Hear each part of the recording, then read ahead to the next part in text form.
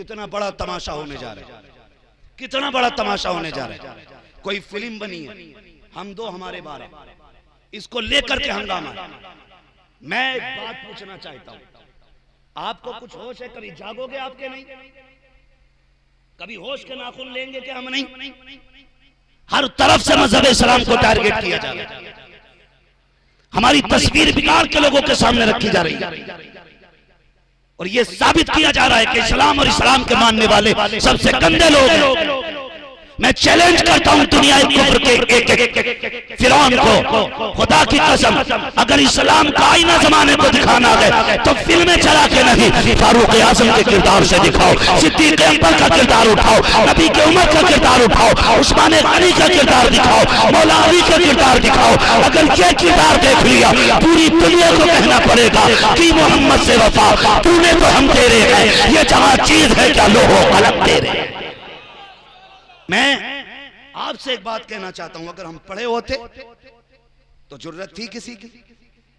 बोले, जुर्रत थी किसी की? उस फिल्म के जरिए सिर्फ यह बताया जा रहा है कि औरत को सबसे ज्यादा जलील मजहब इस्लाम में किया गया। क्यों यह तस्वीर क्यों सामने रखी गई? क्योंकि हमारे बाज अनपढ़ लोगों ने अपने घरों के हालात बिगाड़ रखे।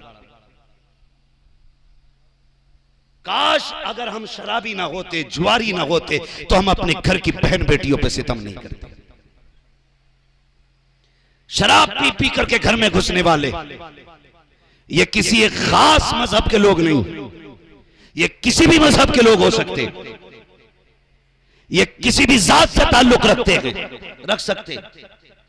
मगर मैं आपसे इतना कहना चाहूंगा, आपको सिर्फ इतना बताना चाहूंगा, ये हमारा कैरेक्टर लोगों के सामने गलत तरीके से पेश करना चाहते हैं कि इस्लाम ने औरत को पैर की जूती कहा है। तारीख उठा के देख, जब तुम बहन बेटियों को जिंदा जला रहे थे तब जीने का अधिकार बेटियों को इस्लाम ने दिया था।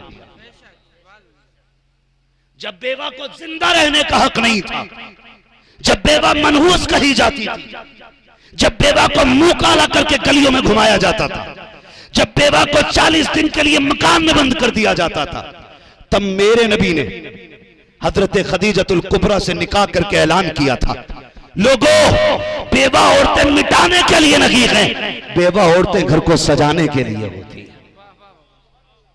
पढ़ो तारीख इस्लाम की, खुदा की कसम मिसाल नहीं मिलती है, मिसाल नहीं मिलती है। क्या क्या ना कहा गया उस मूवी के जरिए। हम तो अपनी पूरी कौम और उम्मत मुस्लिमा की जानिब से ये आवाज उठाते हैं कि ऐसे कमबख्तों को जिन्होंने इस्लाम के मानने वालों को ठेस पहुंचाई है, ऐसे लोगों पर लगाम कसी जाए और इनको वो सजा दी जाए जिसके ये मुस्तहिक हैं, और फौरन ही फिलफौर इस तरह की हरकतों को बंद किया जाए जिससे हमारे मुल्क के हालात बिगड़ने के अंदेशे हों, हमारे मुल्क की फिजा खराब करने की कोशिश की जाए।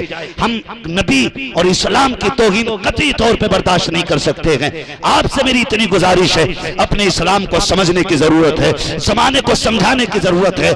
आज इल्म नहीं है तो हम कितने बिगड़ते जा रहे हैं, हमें एक दूसरे के हुकूक मालूम नहीं है। बुरा ना मानिएगा, हमारी भी कुछ कमियां हैं। आज बात बात पे तलाक देके औरतों को घर से निकाल देते हो, इसको ये समझते हो ये तुम्हारी सबसे बड़ी पावर है। ख्याल रखना चाहिए, याद रखना मेरे भाई, बाप पर 7 बेटियों का होना बोझ नहीं होता, 9 बेटियों का होना बोझ नहीं होता है। जितना बोझ बेटी का तलाक लेके बाप के दरवाजे पे आना, उसके हाथ में तलाक का कागज जिस तरह बाप को तोड़ देता है, कोई बोझ बाप को नहीं तोड़ता है। और तुम्हें खुदा का वास्ता, अगर आपकी बीवी से आपकी नहीं बनती है तो तलाक ना देना, घर से ना निकालना, सब्र करके जिंदगी गुजार के चला जा।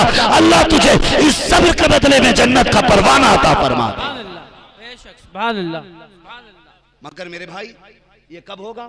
जब हमें दीन आता होगा, जब हम शरीयत को समझते होंगे, तभी तो हम इतना कर सकते हैं। जब हम शरीयत नहीं समझेंगे तो फिर घरों के हाल कैसे बेहतर होंगे।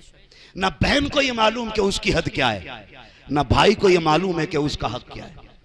कोई किसी को समझने तैयार नहीं, उसने कह दिया कबूल कबूल, वो आके बैठ गई। अब इसने ये समझा अब तो ये मेरे पैर की जूती होगी, अब तो जो चाहूं मैं वो करूं। मालूम है, मैं बताना चाहता हूं, पूरी दुनिया सुने, जिन्होंने अपनी गंदे कैरेक्टर के जरिए मजहब इस्लाम को बदनाम करने के लिए नाड़ा और जाने क्या क्या जुमले दे करके बदनाम करने की कोशिश की है। चैलेंज करता हूं, मेरे पैगंबर की सीरत पढ़ें। जब हुजूर का विसाल का वक्त आया, आपने लोगों को जमा करके आखिरी खुतबा इरशाद फरमाया। उसमें मेरे नबी ने चंद बातें कही, जिनमें से एक अहम बात यह भी थी, फरमाया लोगों मैं तुमको तुम्हारी बीवियों के मामले में अल्लाह से डराता हूं।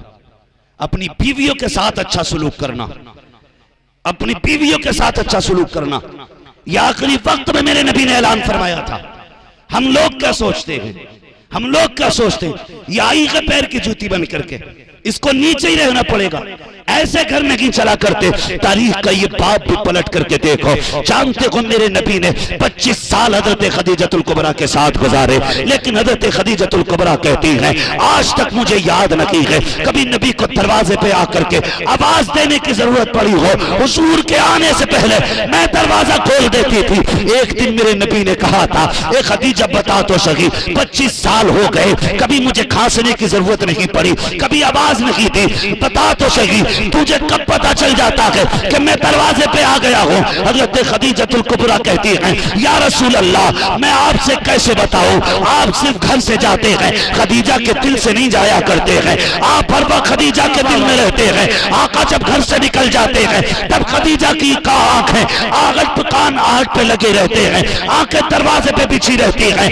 या रसूल अल्लाह हर वक्त ये दिल कहता है काश महबूब लौट आए, काश महबूब लौट आए। या रसूल अल्लाह एक लम्हा तेरे ख्याल के बगैर नहीं गुजरता है। आका जब आप आने वाले होते हैं दरवाजे पे नहीं आते, मुझे इतना प्यार आपसे है, आप मोहल्ले के पहले चौक में होते हैं, आपकी खुशबू आपसे पहले मेरे घर में आ जाती है।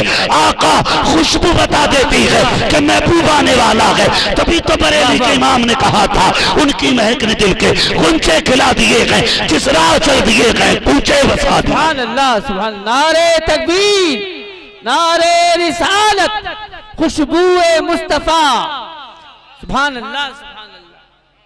ओ भाई बीवी ऐसी होनी चाहिए, और फिर शौहर को कैसा होना चाहिए ये भी सुन लें। शौहर को कैसा होना चाहिए सुने वो दज्जाल लोग जो मजहब इस्लाम को बदनाम करने की कोशिश कर रहे हैं। पैगंबर की हिस्ट्री पढ़ो, हमारे तारीख पढ़ो, तारीख पढ़ो। आज हम भी कितने लोगों के घरों का भेद जानते कि कुछ लोगों के यहां आज भी बीवी शौहर के सामने चारपाई पे नहीं बैठ सकती, और तुम इस्लाम को बदनाम करते हो कि औरत को इज्जत नहीं दी इस्लाम ने। गलत कहते हो। मैं तुझे बताऊं कितनी इज्जत दी। मेरे नबी तबलीग के लिए जाते और जब तक वापस आ नहीं जाते नबी की खदीजा एक लुकमा खाना नहीं खाती थी। मेरी मां बहनें भी सुने जो शौहर को सुबह निकलते वक्त बद्दुआओं का तोहफा देती हैं और शाम को आते वक्त मनहूस चेहरा दिखाया करती हैं बिगाड़ बिगाड़ के। ऐसी औरतें नहीं होती, बीवियां ऐसी होती हैं। मेरे नबी जब जाते हजरत खदीजतुल कुबरा उस वक्त तक कुछ नहीं खाती जब तक नबी नहीं आ जाते। एक दिन मेरे पैगंबर तशरीफ लाए, दुश्मनों ने सितम किए, पत्थर मारे, खून बह रहा था, दौड़ गई। महबूब लगता है फिर कौम ने सताया है। हुजूर का हाथ पकड़ा, चेहरा धुलाया, बैठाया ला करके। कहती है कमजोरी इतनी थी कि महबूब का चेहरा नहीं देखा जाता था। मेरे नबी बैठे और जैसी बैठे ना खदीजतुल कुबरा सामने बैठी। महबूब फरमाते मेरी खदीजा का एक पैर खड़ा था, एक पैर यूं बिछा था। कहते हैं जो पैर बिछा था खदीजा ने वो पैर उठाया और उसके नीचे से खजूर का प्याला निकाला, प्याला निकाला, मेरे मुंह में खजूर देने लगी। मैंने कहा खदीजा मेरी बेटियां कहां हैं? कहने लगे हुजूर ये सो रही हैं। सुने बहुत गौर से बीवी कैसी होती है। बेटियां कहां हैं? महबूब ये सो रही हैं। महबूब फरमाते निगाह उठी, मैंने देखा मेरी फातिमा के चेहरे पे आंसू के निशान बने। मेरी शहजादी के चेहरे पे आंसुओं का निशान। मैंने कहा खदीजा बात क्या है? कहा महबूब बेटी भूख की वजह से रोते रोते सो गई। अल्लाह अकबर, इतना सुना नबुव्वत वाली आंखें भर आती हैं। ए खदीजा ये खजूरें मेरी लाडली को खिला दी होती, तेरी बच्ची को खिला दिया होता ये खाना। कहती महबूब तेरी भूख याद आ जाती है, हम अपनी भूख भूल जाते हैं। आका चेहरा बता रहा है, कौन ने सताया है, फाको का आलम ये है। महबूब तेरे चेहरे का रंग बता रहा है कि नकाहत हद से ज्यादा है। या रसूल अल्लाह मुंह तो खोलिए। मेरे नबी ने जैसी मुंह खोला है, खदीजा कुबरा ने खजूर मुंह में डाली है। आका फरमाते मेरी खदीजा के दूसरे हाथ में दूध का प्याला था, एक खजूर खिलाई, फिर दूध का प्याला दिया, दूध पिलाया मुझे दूध का, मैंने दूध पिया। उसके बाद चंद खजूरें बची, खदीजा ने मेरी तरफ हाथ किया। आका कहते मैंने पकड़ लिया खदीजा का हाथ, पकड़ के मैंने कहा खदीजा मैं तो खा चुका हूँ, मेरी शरीक हयात तू बता तूने कब से नहीं खाया है? मैं खा चुका हूँ, अब चंद खजूरें तू खा ले। मैं आपसे पूछना चाहता हूँ, हम परदेश से बाहर से आते हैं या घूम के आते हैं, औरत दस्तरखान बिछा देती है, पेट भर के खाते हैं, एक बार मुंह उठा के नहीं पूछते तूने खाया कि नहीं खाया, बता तू कब से भूखी है? शायद उसने भी तो नहीं खाया होगा, वो भी सुबह से इंतजार करती होगी। हमने घरों के हालात बिगाड़ के रख दिए हैं। पैगंबर की सीरत देख प्यारे, तेरे नबी ने हाथ पकड़ा, कहा खदीजा मैं तो खा चुका हूँ, तू बता तूने कब से नहीं खाया है? हजरत खदीजा की चीख निकल जाती है, रो के कहती है महबूब हमारी फिक्र ना करें, अगर फाके से हमें कुछ हो गया तो सिर्फ हमारा नुकसान होगा, और अगर आपको कुछ हो गया तो सिर्फ खदीजा का नुकसान नहीं होगा, सिर्फ फातिमा का नुकसान नहीं होगा, बल्कि पूरी कायनात का नुकसान हो जाएगा। ए महबूब मेरी जैसी तो कितनी खदीजा आ सकती है, लेकिन तेरे जैसा कयामत तक अब कोई नहीं आ सकता। सुभान अल्लाह, सुभान अल्लाह, माशा अल्लाह, सुभान अल्लाह। भाई वाह वाह ये किरदार भी पैगंबर का पढ़ो, अपने आगे बैठा के अपने हाथ से ज़ौजा के मुंह में खजूर दे रहे हैं। अल्लाह अकबर कबीरा। तुम्हारे यहाँ तो बिस्तर पे नहीं बैठ सकती, क्या बात है, वाह वाह वाह, मेरे पैगंबर ने साथ बैठा के खिलाया। वाह वाह। यही इस्लाम है, और रहती दुनिया तक यही कानून रहेगा। हमारे यहाँ का निजाम मौसम बदलने पे नहीं बदला जाता, जो कानून बन गया वो बन गया। मजहब इस्लाम ने कितनी इज्जत औरत को दी।